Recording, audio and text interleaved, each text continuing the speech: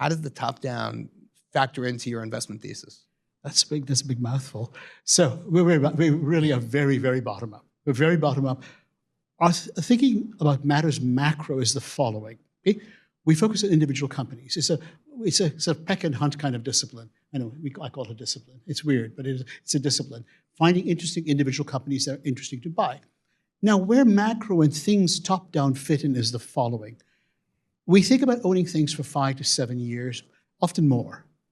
Now, a lot of things can happen in 5 to 7 years. A lot of things that are imponderable, unknown, unforecastable things, right? So you learn about your business, and you think about how the business makes money and loses money in any given environment. Then you stress test the business's operation, its performance, its viability, its survivability.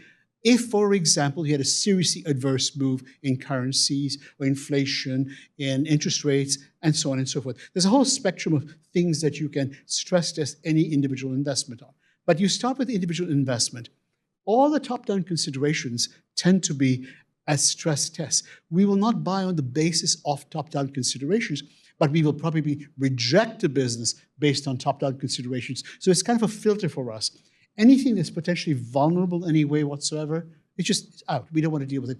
Remember, if you own something for 3 to 6 months, interest rates can go up by 30 basis points, 50 basis points, whatever. If you own things for 5 to 7 years, you could have 5, 6, 7, 8, depending on the country, a percentage point moves. You can have serious, Brazil, for example, recently, the interest rates just moved up and up and up and up and up coming out of the pandemic. And so you have to stress this, and that's how we approach things.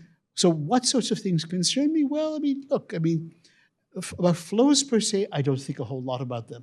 People will spend money and send money whichever way they think is fit.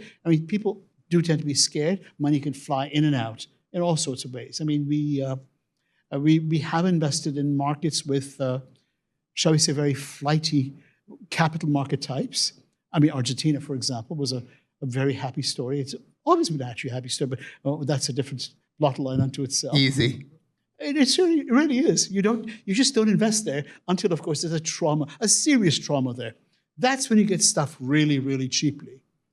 And when everybody likes it, brokers start writing reports about it. You bid adieu and just go on.